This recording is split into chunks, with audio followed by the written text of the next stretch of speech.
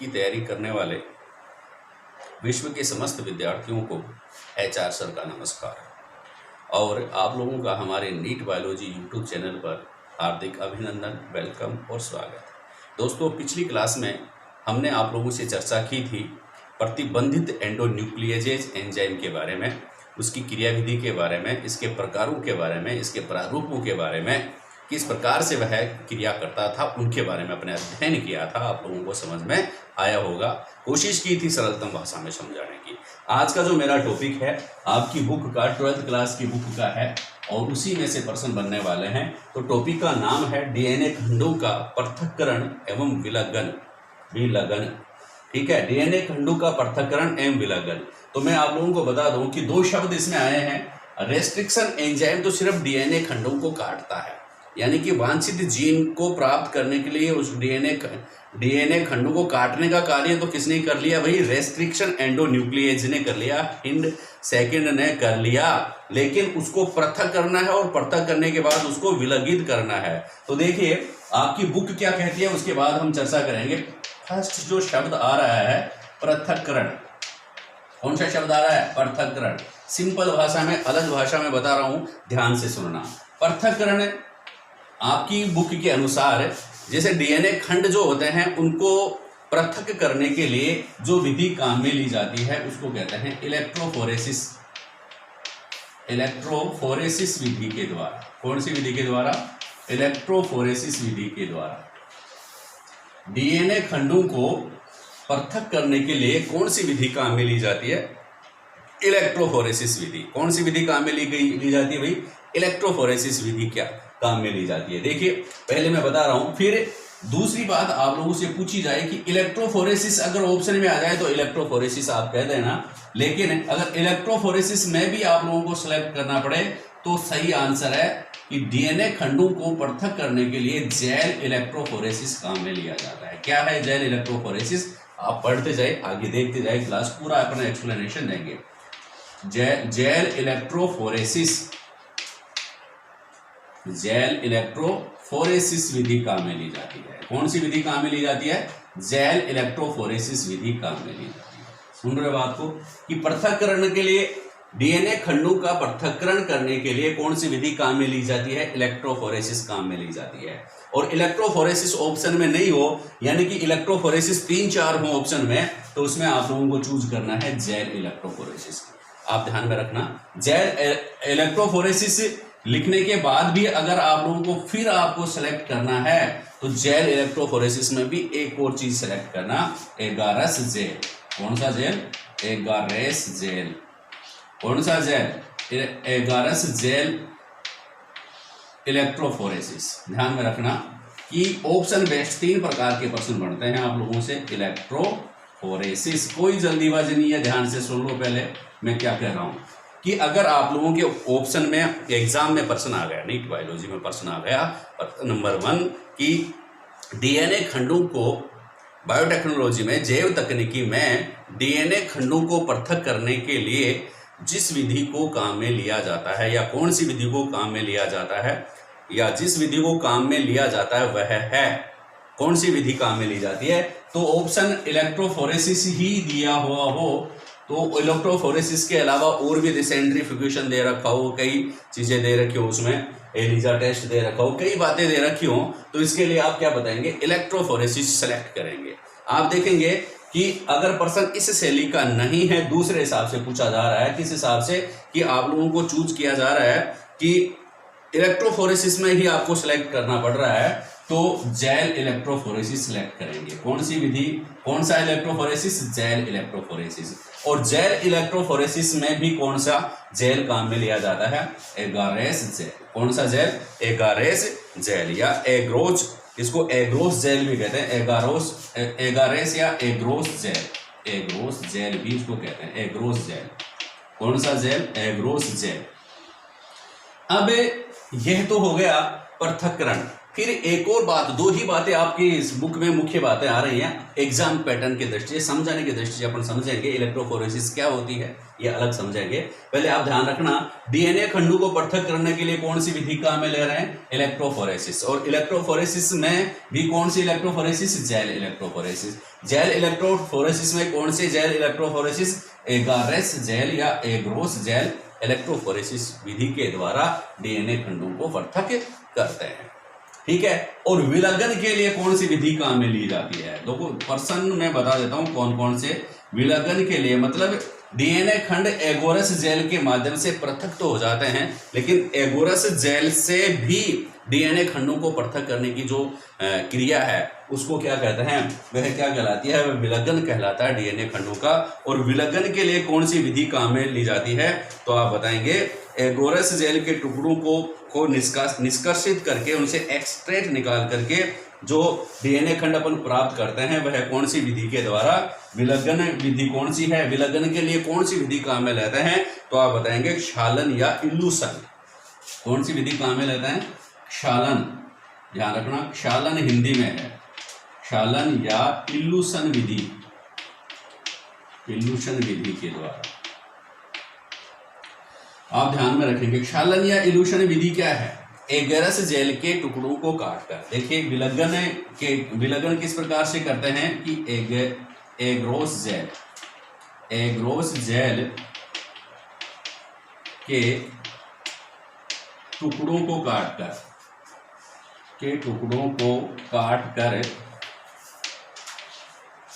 एगोरस jail के टुकड़ों को काटकर उससे निष्कर्षित प्राप्त करना या इसके टुकड़ों से जेल के टुकड़ों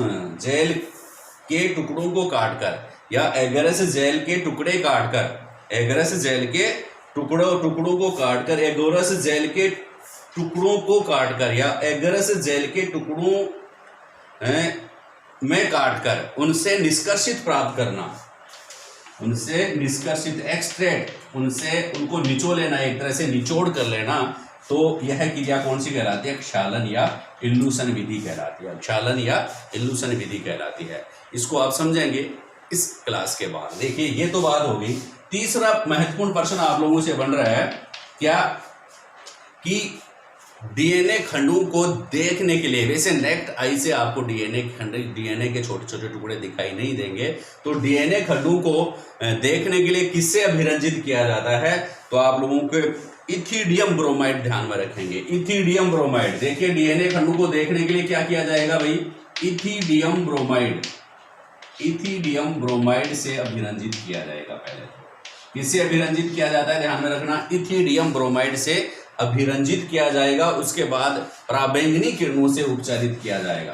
पराबैंगनी किरणों से क्या देखा? पराबैंगनी किरणों से। आप लोग ध्यान से देखेंगे कि इथिडियम ब्रोमाइड से अभिरंजित किया करेंगे पहले डीएनए खंडों को देखने के लिए, और अभिरंजित करने के बाद उसको पराबैंगनी किरणों से अनावरित करेंगे। पराबैंगनी अल्ट्रावायलेट रेज इनके ऊपर डालेंगे, तब अपने को क्या दिखाई देंगे भाई? डीएनए खंड दिखाई देंगे।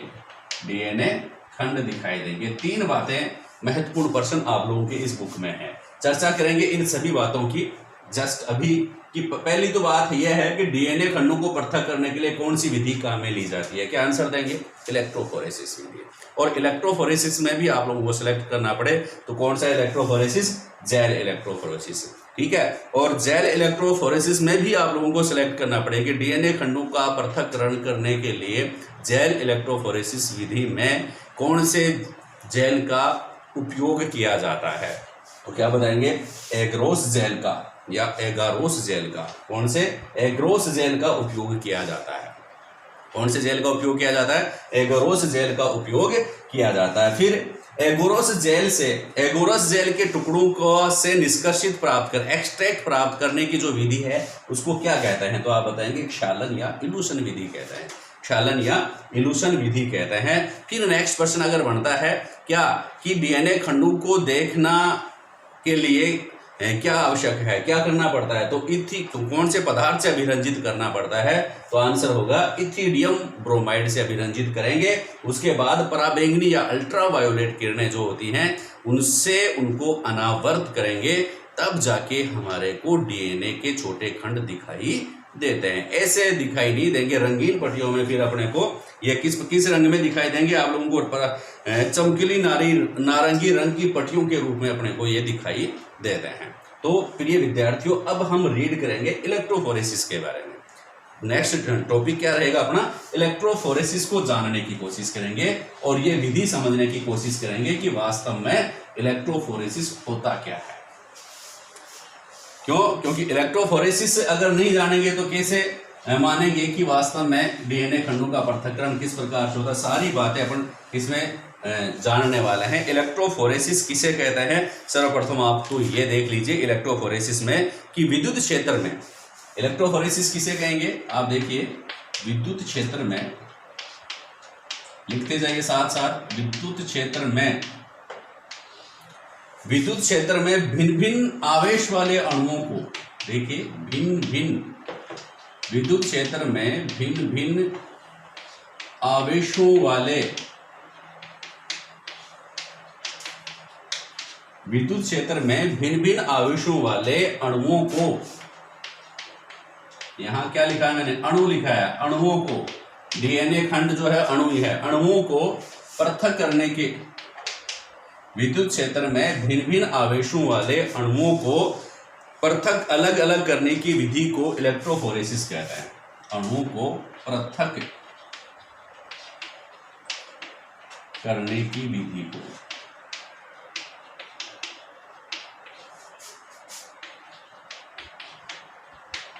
इलेक्ट्रोफोरेसिस कहते हैं। ध्यान से सुनना, सिंपल सी बात है कि फोरेसिस कहते हैं। गेहूं से अगर कंकड़ पत्थर, मूंगफली वगैरह अगर पृथक करनी है तो गेहूं से अशुद्धियों को निकालने के लिए सूप या साजला विधि अपन काम में लेते हैं। सूप या साजले से अपन उसको पृथक कर लेते हैं, सिंपल सी बात है। या उसको छान करके आप उसमें अलग से कर लेंगे।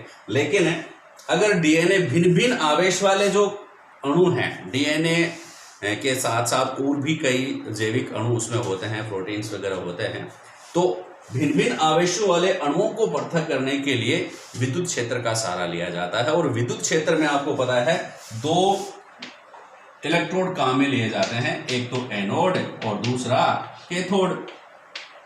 और साजले से तो डीएनए अपन पृथक नहीं कर सकते, सूप या साजले से या चालने से किसी से तो पृथक नहीं कर सकते, लेकिन विद्युत क्षेत्र के द्वारा अपन क्या पृथक कर सकते हैं, डीएनए खंड पृथक कर सकते हैं। विद्युत क्षेत्र लगा देंगे और विद्युत क्षेत्र के द्वारा भिन्न भिन्न आवेशों वाले अणुओं को पृथक करने की जो विधि है उसको इलेक्ट्रोफोरेसिस विधि कहते हैं। उसको क्या कहते हैं, इलेक्ट्रोफोरेसिस विधि कहते हैं। उसमें इलेक्ट्रोफोरेसिस विधि में आपको पता है जब भी विद्युत क्षेत्र लगाया जाएगा तो एनोड व कैथोड लगाया जाएगा। एनोड किस प्रकार का होता है, एनोड पर धनात्मक आवेश लगाया जाता है और कैथोड पर ऋणात्मक आवेश लगाया जाता है। अब ऐसे अणु जो ऋणावेश रखते हैं वो किधर आएंगे, एनोड की तरफ गति करेंगे। ऋणावेश वाले अणु, ऋणात्मक आवेश, नेगेटिव, ऋणात्मक आवेश को कहते हैं, ऋणात्मक आवेश का जो होता है उनको, नेगेटिव आवेश वाले जो अणु होते हैं वो किधर गति करेंगे, एनोड की तरफ। और पॉजिटिव आवेश वाले गति करेंगे किसकी तरफ, या धनात्मक आवेश वाले अणु गति करेंगे, धनात्मक आवेश वाले अणु, धनात्मक आवेश वाले अणु किधर गति करेंगे भाई, कैथोड की तरफ गति करेंगे। इतनी बात तो आपको समझ में आ गई कि जिनका ऋणात्मक आवेश है वो एनोड की तरफ गति करेंगे और जो जिनका धनात्मक आवेश है वह कैथोड की तरफ गति करेंगे। अब अपने को डीएनए खंडों का पृथक्करण करना है तो आप लोगों को पता है डीएनए खंडों पर किस प्रकार का आवेश होता है, डीएनए पर ऋणात्मक आवेश होता है। डीएनए पर किस प्रकार का आवेश होता है, ऋणात्मक आवेश होता है। और ऋणात्मक आवेश के लिए क्या, ऋणात्मक आवेश किधर गति करेगा भाई, ऋणात्मक आवेश युक्त जो अणु जो है वो एनोड की तरफ गति करेंगे। इतनी बात आप लोगों को समझ में आ गई होगी। अगला स्टेप देखते हैं। पहली बात तो आप लोगों को समझ में आ गई होगी, सीधी सी बात है कि विद्युत क्षेत्र में भिन्न भिन्न आवेशों वाले अणुओं को पृथक करने की विधि को इलेक्ट्रोफोरेसिस कहते हैं। विद्युत क्षेत्र में भिन्न भिन्न आवेशों वाले अणुओं को पृथक करने की विधि को इलेक्ट्रोफोरेसिस कहते हैं। और इलेक्ट्रोफोरेसिस में होता क्या है कि एनोड व कैथोड लगाकर उन दोनों भिन्न भिन्न आवेश वाले अणुओं को पृथक करते हैं। तो जो धनावेश वाले अणु हैं जिनके ऊपर धनावेश है वो तो कैथोड की तरफ ऑटोमेटिक गति करेंगे, सिंपल सी केमिस्ट्री फिजिक्स है। और ऋणात्मक आवेश वाले अणु जो हैं वह एनोड की तरफ गति करेंगे। तो स्वाभाविक सी बात है, डीएनए पर किस प्रकार का आवेश होता है, किस प्रकार का चार्ज होता है, तो डीएनए पर किस प्रकार का चार्ज होता है, निगेटिव चार्ज होता है, ठीक है ना। तो नेगेटिव चार्ज वाला जो डीएनए है वो किधर गति करेगा, एनोड की तरफ गति करता है। इतनी बात समझ में आ गई। तो मैं आप लोगों को नेक्स्ट बात बताना चाह रहा हूं कि आप लोग ये ध्यान में रखें कि जो अणुओं की जो गति है, अणुओं की गति बहुत इंपॉर्टेंट बात है, ध्यान से सुनना, कि जो अणु जो होते हैं आवेशित अणु, उनके की जो गति है वो किसके ऊपर निर्भर करती है, कई बार पूछ लेते हैं। तो अणुओं के आवेश की गति जो होती है वह है आवेशित अणुओं की गतिशीलता। ये देखिए आप ध्यान से सुनेंगे कि इलेक्ट्रोफोरेसिस में आवेशित अणुओं की गतिशीलता, आवेशित अणुओं की गतिशीलता, आवेशित अणुओं की गतिशीलता किसके ऊपर डिपेंड करती है, आवेशित अणुओं की गतिशीलता जो निर्भर करती है वह अणुओं के आवेश व आणविक द्रव्यमान, ध्यान रखना, आवेश व आणविक द्रव्यमान के अनुपात पर। आवेशित अणुओं की गतिशीलता किसके ऊपर निर्भर करती है, किसके ऊपर डिपेंड करती है, तो आवेश भाई अणुओं पर कितना आवेश है और उसका आणविक द्रव्यमान कितना है उस अणु का, उनके ऊपर डिपेंड करेगी किसकी, आवेशित अणुओं की गतिशीलता। आवेश अणुओं के आवेश व आणविक द्रव्यमान के अनुपात पर निर्भर करती है, आणविक द्रव्यमान के अनुपात पर निर्भर करती है, ये ध्यान रखना। ये लाइन आप लोग ध्यान में रखेंगे। मैंने आप लोगों को बताया है कि आवेशित अणु जैसे डीएनए खंड है उसकी गतिशीलता किसके ऊपर डिपेंड करेगी कि डीएनए पर आवेश का मान कितना है, आवेश व अणु के आवेश व आणविक द्रव्यमान, उसका आणविक द्रव्यमान कितना है, दोनों का रेशियो कितना है, उसके ऊपर ये डिपेंड करती है। इतनी सी बात। अब दूसरी बात और समझिए आप कि इलेक्ट्रोफोरेसिस पढ़ रहे हैं, पृथक्करण के लिए कौन सी विधि काम में लेते हैं, इलेक्ट्रोफोरेसिस काम में लेते हैं। तो इलेक्ट्रोफोरेसिस के लिए ऐसे तो है नहीं कि सिर्फ 2 इलेक्ट्रोड लगा दिए किसी पात्र में, 2 इलेक्ट्रोड लगा दिए और एक कैथोड लग गया और दूसरा एनोड लग गया, जैसे विद्युत अपघटन करते हैं वैसे ही। लेकिन इसमें कुछ विलयन भी भरा जाता है, कुछ सॉल्यूशन भी भरा जाता है। इसमें क्या भरे, ठीक है, आप लोगों के दिमाग में आ रही होगी, यही इलेक्ट्रोफोरेसिस है, एक एनोड और दूसरा कैथोड, ये लगा करके इसको कहाँ क्या लगा दिया जाता है, विद्युत क्षेत्र लगा दिया जाता है। अगर विद्युत क्षेत्र लगाएंगे तो क्या होगा, यहां पर क्या कौन सा मटेरियल इलेक्ट्रोफोरेसिस में काम में लेते हैं, या आधार पदार्थ या मैट्रिक्स के रूप में कौन सा पदार्थ काम में लेते हैं, इसके आधार पर अपन इलेक्ट्रोफोरेसिस रीड करेंगे। ध्यान से सुनना कि इलेक्ट्रोफोरेसिस में आधार पदार्थ कौन कौन सा काम में लिया जा सकता है, आधार पदार्थ या मैट्रिक्स। यहाँ पर जो पदार्थ इसमें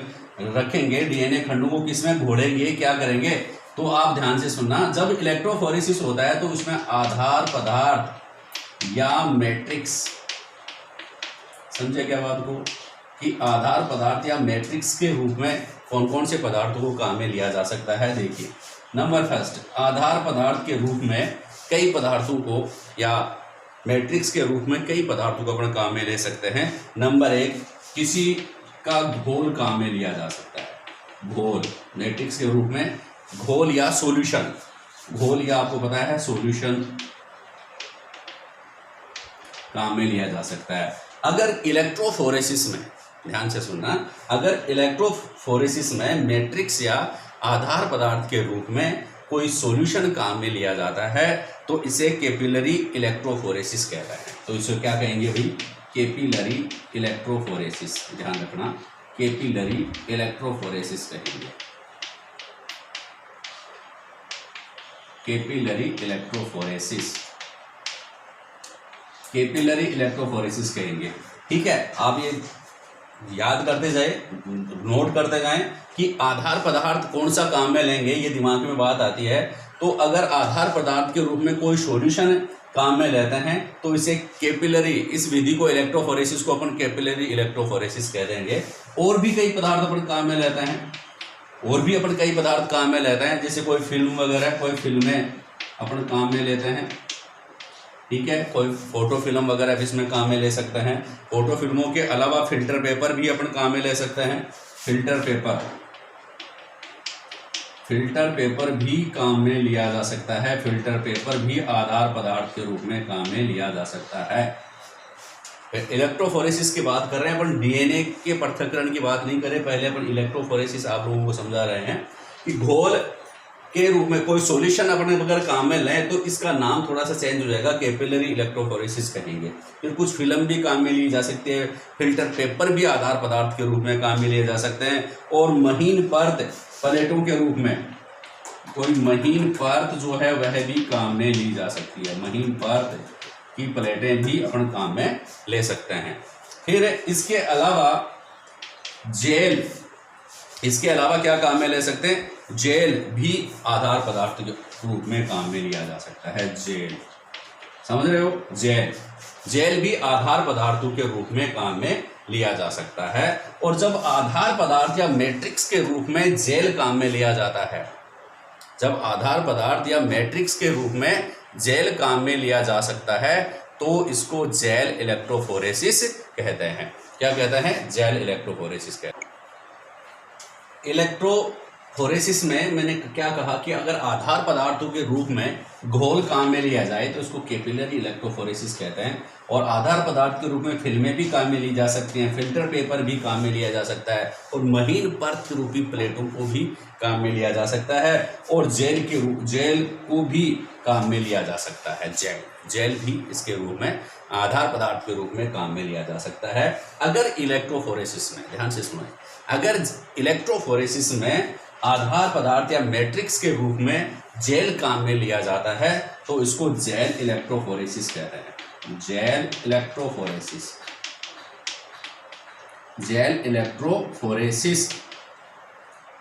आप ध्यान से सुन लेना भाई, मैं क्या कह रहा हूं कि अगर इलेक्ट्रोफोरेसिस में आधार पदार्थ या मैट्रिक्स के रूप में यहां पर डालने के लिए जेल अगर काम में लें तो इसको क्या कहेंगे? जेल इलेक्ट्रोफोरेसिस कहेंगे। क्या कहेंगे? जेल इलेक्ट्रोफोरेसिस कहते हैं। अगर आधार पदार्थ के रूप में जेल अपन काम में ले रहे हैं, आधार पदार्थ के रूप में क्या काम में ले रहे हैं? अगर जेल काम में ले रहे हैं तो दो शर्तें आवश्यक है इसके लिए।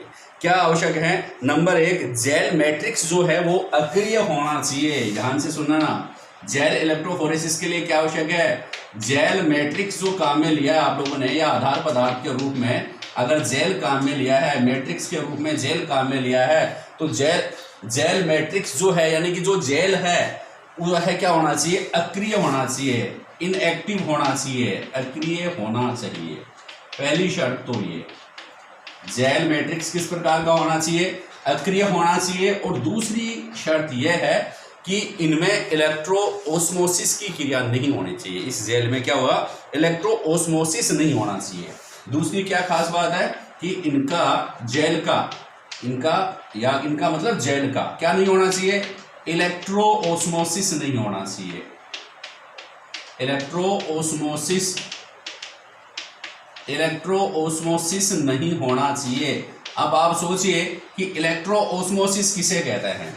तो इलेक्ट्रोओस्मोसिस में होता क्या है कि पानी जो तरल पदार्थ है यानी कि पानी भी किसी इलेक्ट्रोड की ओर गति करना प्रारंभ कर देता है तो इसको इलेक्ट्रोओस्मोसिस कहते हैं। और जेल में थोड़ा बहुत पानी तो होएगा तो, या फिर यह जेल ही किसी एनोड की तरफ या कैथोड की तरफ जाने लग जाए, किसी इलेक्ट्रोड की तरफ जाने लग जाए तो इसको इलेक्ट्रोओस्मोसिस कहते हैं। तो इसको क्या कहते हैं? इलेक्ट्रोओस्मोसिस कहते हैं। तो कहने का मतलब अगर जेल मैट्रिक्स के रूप में जेल काम में लिया जाता है तो जेल इलेक्ट्रोफोरेसिस के लिए क्या शर्तें आवश्यक है कि एक तो जेल अक्रिय होना चाहिए, इनएक्टिव होना चाहिए, दूसरा इसका इलेक्ट्रोओस्मोसिस नहीं होना चाहिए। आप लोग ये बातें दिमाग में फीड कर लो कि जेल का अक्रिय होना आवश्यक है, दूसरा यह भी शर्त आवश्यक है कि जेल का इलेक्ट्रोओस्मोसिस नहीं होना चाहिए। इलेक्ट्रोओस्मोसिस में होता क्या है कि पानी भी किसी इलेक्ट्रोड की ओर गति करने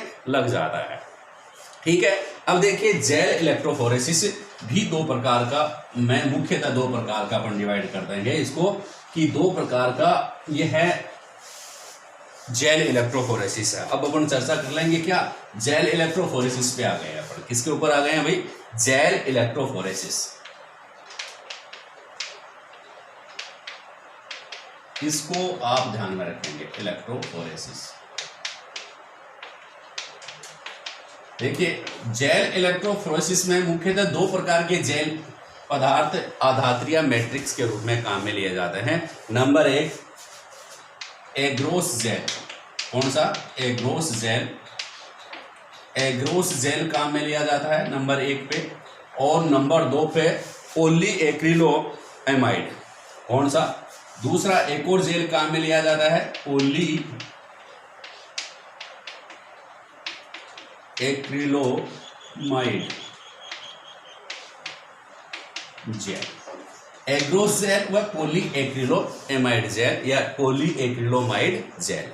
तो इलेक्ट्रोफोरेसिस में या जेल इलेक्ट्रोफोरेसिस में मुख्यतः दो जेल काम में लिए जाते हैं आधात्रिया मैट्रिक्स में के रूप में। कौन कौन से, एक तो एग्रोस जेल और दूसरा पॉली एक्रिलोमाइड जेल। ठीक है, बहुत ही डीपली अध्ययन हम करने जा रहे हैं, आप लोगों के दिमाग में सेट करते जा रहे हैं। यह क्लास लेने के बाद आप लोगों को और कोई क्लास लेने की आवश्यकता नहीं पड़ेगी। तो डीएनए का जो पृथक्करण, डीएनए खंडों को अगर पृथक्कृत करना है तो कौन सी जेल काम में लेंगे, एग्रोस जेल। कौन सा जेल काम में लिया जाता है, एग्रोस जेल काम में लिया जाता है। एग्रोस जेल या एगारोस जेल, एग्रोस जेल या एगारोस जेल जो है उसके बारे में हम जानने की कोशिश करेंगे। एगोरोस जेल क्या है, बहुत बार प्रश्न आता है। तो ये रेड सीविड यानी कि लाल समुद्री खरपतवार से ये प्राप्त होता है, सीविड। ठीक है, लाल समुद्री खरपतवार से ये प्राप्त होता है, लाल समुद्री घास, अपन ये कह सकते हैं लाल समुद्री घास। ठीक है, रेड सीवीड से ये प्राप्त होता है। एग्रोस जेल किससे प्राप्त होता है भाई, रेड सीवीड्स। एग्रोस जेल किससे प्राप्त होता है, रेड सीवीड से प्राप्त होता है। और दूसरी खास बात क्या है, एग्रोस जेल क्या है, एक पॉलीसेकेराइड है। क्या है, एक पॉलीसेकेराइड है। एग्रोस जेल क्या है, एक पॉलीसेकेराइड है। ये भी बात आप ध्यान में रखेंगे, बहुत इंपॉर्टेंट है नीट के लिए। एग्रोस जेल किससे प्राप्त किया जाता है, सीवीड्स से। और सीवीड्स में भी कौन सी, रेड सीवीड से, लाल समुद्री घास से ये प्राप्त किया जाता है। और एक प्राकृतिक पॉलीसेकेराइड है, इसका मतलब क्या है, एक प्राकृतिक बहुलक है। ये क्या है, प्राकृतिक बहुलक है। इतनी बातें आप लोगों को समझ में आ गई होंगी।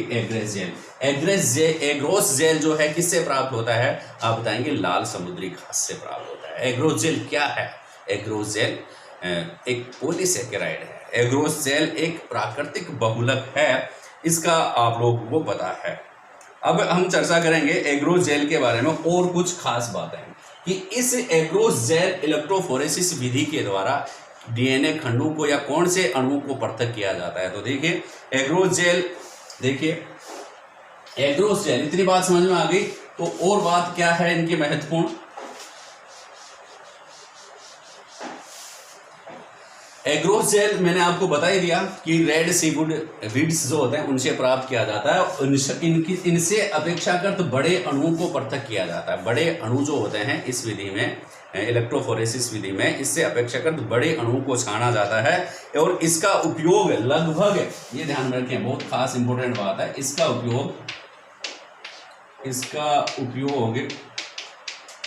10 नैनोमीटर व्यास के बड़े अणुओं को अलग करने के लिए किया जाता है। इसका उपयोग 10 नैनोमीटर व्यास के बड़े अणुओं को पृथक करने के लिए किया जाता है। ध्यान में रखेंगे कि 10 की घात 10 नैनोमीटर है, आपको पता है 1 नैनोमीटर बराबर क्या होता है, 10 की घात -9 मीटर। ठीक है, तो 10 नैनोमीटर व्यास के बड़े अणुओं को पृथक करने के लिए एग्रोस जेल विधि का उपयोग किया जाता है। कौन से इलेक्ट्रोफोरेसिस में, एग्रोस जेल मैट्रिक्स का उपयोग कब किसके लिए किया जाता है? जब ऐसे अणुओं को पृथक करना है जिनका आमाप या जिनका डायमीटर या जिनका व्यास कितना होना चाहिए? डायमीटर 10 नैनोमीटर, 10 नैनोमीटर के आमाप का होना चाहिए। आगे बात समझ में, और बात ध्यान में रखेंगे कि एगोरस जेल में क्या होता है, इसके जो छिद्र होते हैं अपेक्षाकृत बड़े आकार के होते हैं। इसके छिद्र अपेक्षाकृत बड़े होते हैं। एगोरस जेल के छिद्र, इसको छाना ही तो जाएगा छाल, एगोरस जेल में वो उसके ऊपर सेट हो जाएंगे। छिद्र जो होते हैं अपेक्षाकृत बड़े आकार के होते हैं, अपेक्षाकृत बड़े आकार के होते हैं। ये भी आप लोग ध्यान में रखेंगे, इनके छिद्र जो होते हैं अपेक्षाकृत बड़े आकार के होते हैं। और क्या खास बात है भाई एगोरस जेल की, कि एगोरस जेल जो होता है वह गर्म पानी में घुल जाएगा। आपने इसको सीवीड से, लाल समुद्री घास से प्राप्त तो कर लिया है, ठीक है, पर यह जो होता है गर्म पानी में घुल जाता है। और जब इसे ठंडा करते हैं, खास बात देखिए कि इसमें ये छलनी के आकार का कैसे बनता है, कि जब इससे ठंडा करते हैं तो उसमें द्विकुंडलन, इसके अणु जो होते हैं वो द्विकुंडलित होने लग जाते हैं। क्या होने जाते हैं? द्विकुंडलन बन जाते हैं। क्या बन जाते हैं? ठंडा करते हैं ना जब एगोरस जेल को गर्म पानी में तो घुल जाता है, लेकिन जैसे जैसे इसको अपन ठंडा करते हैं तो एगोरस के जो अणु जो होते हैं उनमें द्विकुंडलन बन जाते हैं, डबल हेलिक्स बन जाते हैं। द्विकुंडलन को क्या कहते हैं इंग्लिश में? DOUBLE, double helix. Double helix इसमें बन जाते हैं। जैसे जैसे ठंडा करते हैं एगोरस के अणुओं में डबल हेलिक्स बन जाते हैं, द्विकुंडलन बन जाते हैं। और कई द्विकुंडल, ये कुंडल जो होते हैं कई द्विकुंडलन बन करके क्या बनाते हैं? एगोरस तंतु बनाते हैं, एग्रोस तंतु बना लेते हैं भाई। क्या बना लेते हैं? एग्रोस तंतु बना लेते हैं। क्या बना लेते हैं? एग्रोस। कई द्विकुंडल आपस में मिल जाएंगे और एग्रोस तंतु बना लेंगे। और इन एग्रोस तंतुओं में एक क्रोश बंधन बन जाता है, क्रोश सेतु, क्रोश बंधन, क्रोश बंधन बन जाता है। इन एग्रोश तंतु जो बनेंगे उनमें क्या बन जाता है? एक क्रोश बंध बन जाता है, क्रॉस बॉन्ड बन जाता है, एक तिरछा बॉन्ड बन जाता है। और जिसकी वजह से क्रॉस बंधन की वजह, एग्रोस तंतु में जो क्रॉस बंधन बनता है, इसकी वजह से इनके बीच में एग्रोस जेल में बीच में छोटे छोटे बड़े आकार के, अपेक्षाकृत बड़े होते हैं अन्य जेल से, अपेक्षाकृत बड़े आकार के इसमें छिद्र बन जाते हैं। आगे बात समझ में। और इनके बीच में जो छिद्र बने हैं उनका आमाप जो होता है वह एग्रोस जेल की सांद्रता पर डिपेंड करता है। ठीक है, इनमें क्या बन जाए? क्रॉस बंधन से क्या बनता है भाई? इनमें कई छिद्र बन जाते हैं। क्या बन जाते हैं? छिद्र बन जाते हैं। और देखिए चित्रात्मक रूप से भी देखेंगे अपन, तो छिद्र बन जाते हैं तो इसमें होगा क्या कि इन छिद्रों का आमाप, एग्रोस जेल के छिद्रों का आमाप जो होता है वह एग्रोस जेल की सांद्रता पर डिपेंड करता है। अगर इसकी सांद्रता 1% है, एग्रोस जेल की सांद्रता मतलब छिद्रों का आकार, एग्रोस जेल के छिद्रों का आकार, के छिद्रों का आकार, एग्रोस जेल के छिद्रों का आकार किसके ऊपर डिपेंड करता है? एग्रोस की सांद्रता पर। किसके ऊपर? एग्रोस की सांद्रता, इसकी सांद्रता कितनी है उसके ऊपर डिपेंड करता है। कैसे? देखिए एग्जांपल देखिए कि नंबर अगर मैं बताऊं, अगर इसकी 1% सांद्रता है, 1% सांद्रता पर इसमें छिद्रों का जो आकार होगा जेल में, 1% सांद्रता है तो इसकी छिद्रों का आकार 150 नैनोमीटर के छिद्र बनेंगे। ठीक है, 1% की सांद्रता पर इसके छिद्रों का आकार कितना होगा? 150 नैनोमीटर। और अगर 0.16% इसकी सांद्रता है, 0.16% इसकी सांद्रता है तो छिद्रों का आकार होगा 500 नैनोमीटर। कितना होगा? 0.16 अगर इसकी जेल में इसकी सांद्रता है एग्रोस की, तो इसकी जो छिद्र का आकार होगा 150 नैनोमीटर या 500 नैनोमीटर। आगे बात समझ में।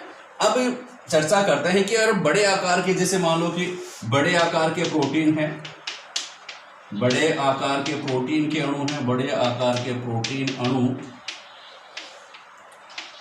अणु हैं, ठीक है। सीरम एंजाइम है, सीरम प्रोटीन, जैसे सीरम प्रोटीन जो होते हैं वो सीरम प्रोटीन, उनके लिए कुछ एंजाइम जो हैं उनके लिए एंजाइम, ध्यान रखना कि बड़े आकार के प्रोटीन अणु हैं जैसे सीरम प्रोटीन है, या कुछ अणुभार वाले, इसको अपन कह सकते हैं बड़े आकार की जगह कुछ अणुभार वाले अणु, उच्च अणुभार वाले अणु जो होते हैं जैसे सीरम प्रोटीन है, एंजाइम्स है, डीएनए की लंबी श्रृंखला है, कई हजार क्षारकों युग्म के डीएनए के लंबे खंड है, डीएनए के बहुत लंबे खंड जिसमें कई हजार क्षारक युग्म हैं, उनको अगर पृथक करना है तो उनके लिए जो एगोरस की जो सांद्रता है उनकी सांद्रता होगी 1 से लेकर के 0.7 से लेकर के 1% तक की सांद्रता उसकी रखनी पड़ती है। 1 से लेकर के 0.7% की सांद्रता एग्रोस जेल की अपने को रखनी पड़ती है, तब जाके इन अणुओं को पृथक किया जाता है। तो पृथक करने की विधि के लिए, मतलब पृथक करने की विधि के लिए कौन सा डीएनए खंडों को पृथक या अन्य आणविक अणुओं को पृथक करने के लिए कौन सी विधि काम में लेते हैं अपन? Gel electrophoresis.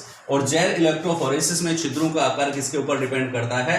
किसके ऊपर डिपेंड करता है? एग्रोस जेल की सांद्रता पर डिपेंड करता है। किसके ऊपर डिपेंड करता है? एग्रोस जेल की सांद्रता पर डिपेंड करता है। तो जेल इलेक्ट्रोफोरेसिस का उपयोग किन किन के लिए किया जा सकता है? बहुत बढ़िया प्रश्न है।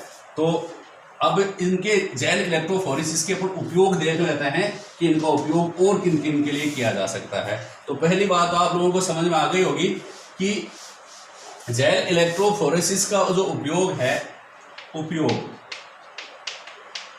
उपयोग प्रथम रूप से तो अपन किसके लिए काम में लेते हैं भाई? डीएनए खंडों को पृथक करने के लिए।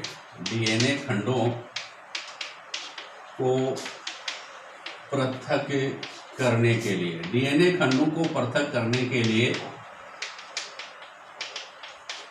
कौन सी विधि काम में लेता है? इलेक्ट्रोफोरेसिस में भी मैट्रिक्स के रूप में क्या उपयोग किया जाता है? जेल उपयोग में लिया जाता है। और कौन सा जेल? एगोरस जेल। इसके लिए एग्रोस जेल काम में लेंगे। कौन सा gel? Agarose gel. Agarose gel matrix पदार्थ के रूप में काम में लेंगे। दूसरी बात क्या है, और किसके लिए इनको अपन काम में ले सकते हैं? तो आप देखिए, प्रतिरक्षा इलेक्ट्रोफोरेसिस के लिए भी जेल इलेक्ट्रोफोरेसिस को काम में लिया जाता है। प्रतिरक्षा में जो गामा ग्लोबिन्स वगैरह जो हैं उनको पृथक करने के लिए प्रतिरक्षा इलेक्ट्रोफोरेसिस में भी जेल इलेक्ट्रोफोरेसिस काम में लिया जाता है। इलेक्ट्रोफोरेसिस प्रतिरक्षा इलेक्ट्रोफोरेसिस में भी इसको अपन काम में लेते हैं, जेल इलेक्ट्रोफोरेसिस का उपयोग किया जाता है। और बंधुता क्रोमेटोग्राफी, तीसरी बात क्या है? बंधुता क्रोमेटोग्राफी में भी जेल इलेक्ट्रोफोरेसिस का उपयोग किया जाता है। बंधुता क्रोमेटोग्राफी,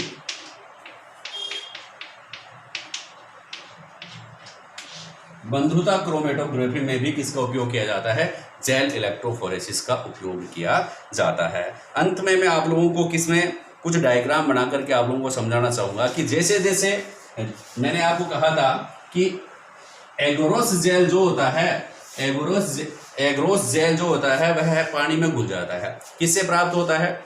लाल समुद्री घास से प्राप्त होता है। लाल समुद्री घास से प्राप्त होता है, गर्म जल में घुल जाता है। लेकिन जैसे जैसे ये ठंडा होता है, मैंने आपको बताया था कि जैसे जैसे ये ठंडा होता है इसमें क्या बनता है भाई? द्विकुंडलन बन जाते हैं। यह द्विकुंडलन बनाने लग जाता है। इस प्रकार यह क्या बनाता है? द्विकुंडल बनाने लग जाता है, डबल हेलिक्स बनाने लग जाता है। और डबल हेलिक्स बनाने के बाद इसमें क्या बन जाता है भाई? डबल हेलिक्स अगर ये बनाता है तो डबल हेलिक्स बनाने के बाद यह एग्रोस तंतु बनाता है। कई द्विकुंडल आपस में मिलकर के क्या बना लेते हैं? एग्रोस तंतु बना लेते हैं। इस प्रकार ये एग्रोस तंतु बना लेते हैं। और एग्रोस तंतु जो विभिन्न प्रकार कई एग्रोस तंतु आपस में जब जुड़ते हैं, एग्रोस तंतु जब आपस में जुड़ते हैं तो क्या बन जाता है? इस प्रकार एक एग्रोस जेल बन जाएगा। और एग्रोस जेल जो होता है वो विभिन्न कई इसमें द्विकुंडलन आपस में जुड़ जाते हैं। तो मैं आपको इससे डायग्राम के माध्यम से समझाने की कोशिश करूंगा कि इस प्रकार का स्ट्रक्चर इनमें बन जाता है। ठीक है, सेम इसी प्रकार का यहाँ पर बन जाएगा। और आप इसको इस प्रकार से रीड कर लें कि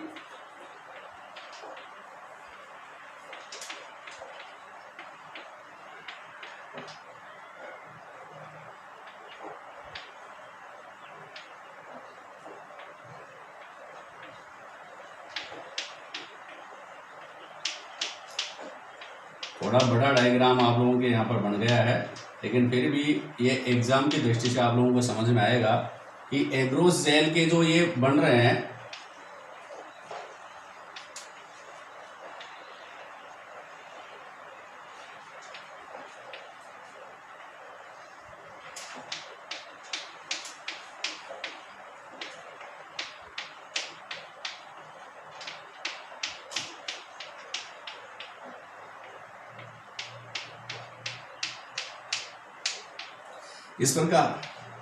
इस प्रकार ये क्या बन जाते हैं भाई, ये पोर इनमें बन जाते हैं। ये पोर या छिद्र, ये छिद्र जो होते हैं अपेक्षाकृत बड़े आमाप के होते हैं। और इसी प्रकार यहाँ पर और क्या जुड़ जाएंगे भाई, और यहाँ पर वो जुड़ जाएंगे, तंतु जुड़ जाएंगे और छिद्र इसमें बढ़ जाएंगे।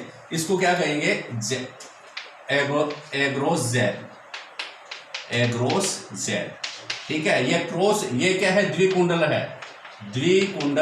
द्विकुंडल बन करके क्या बनाते हैं, ये बन जाता है एग्रोस तंतु। एग्रोस तंतु बन गया। क्या बन गया भाई, एग्रोस तंतु। और एग्रोस तंतु जो होते हैं उनमें ये क्रॉस बंद बन रहे हैं। क्रॉस बंद, CRO, oblique bond, cross bond, या इसको अपन ये कहेंगे ओब्लिक बॉन्ड बन जाते हैं। ओब्लिक बॉन्ड बनने से इनमें छिद्रों का निर्माण होता है। ये छिद्र जो होते हैं वो 10 नैनोमीटर वाले अणुओं को क्या करते हैं भाई, इसमें से अलग करने के लिए 10 नैनोमीटर वाले अणुओं को पृथक करने के लिए ये छिद्र उपयोगी होते हैं। इस प्रकार एग्रोसेल विधि के द्वारा DNA के छोटे छोटे खंडों को पृथक किया जाता है। अब प्रिय विद्यार्थियों, यह क्लास एक अति महत्वपूर्ण क्लास थी। इसको बार बार रीड करेंगे और अगर पसंद आए तो लाइक एवं शेयर जरूर करेंगे।